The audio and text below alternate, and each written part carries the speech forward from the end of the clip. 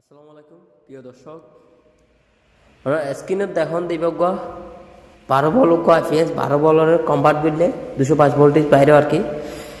তো এসি বাইরে তো এবার মূলত এবার নষ্ট হয়ে তো এবার ওয়াট আছে প্রায় 1800 ওয়াট, আসলে কোম্পানির লেখা রিয়েল কিন্তু 1000 ওয়াট বাইরেও দুয়া অ্যাডাপ্টার দিয়ে।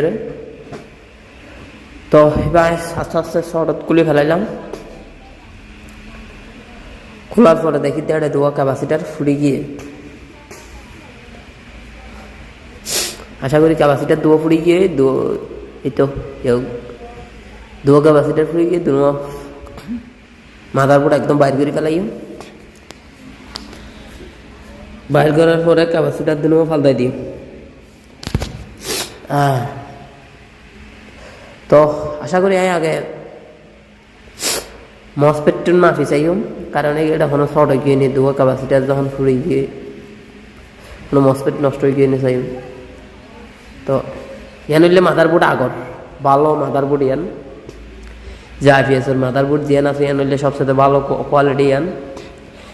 যত ভালো হইব লাল মাইনাস প্লাস যদি উল্টা দেয় তারপরে নষ্ট হয়ে যাবে, কারণ হেভি লোড দিতে পারে আইপিএস এখানে।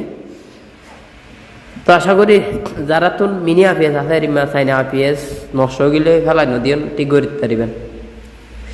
তো দেখিলাম যে মসপেট বেগিন ঠিক আছে, এই সমস্যাতে ক্যাপাসিটার দুনো ফুরি গিয়ে, তো ক্যাপাসিটার দুনো ফালদা ফেলাইলাম। তো আগে মসপেট ইনারা আর কানা করে উল্টা এর বিস্তারিত চাইলাম, তারপরে চাই দিয়ে ঠিক আছে এখন ক্যাপাসিটার দুনো খুলে লইলাম, এই তো ওগুলো লইলাম বুঝলে 16 ভোল্ট 16 বল।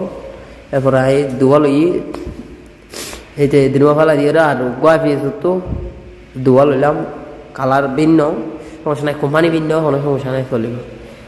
তো দোয়া লাগার পরে এখন আমি ব্যাটারির মাঝে চেকিং করিও আউটপুট দের কিনা চাইদা, এই তো আউটপুট দেয়।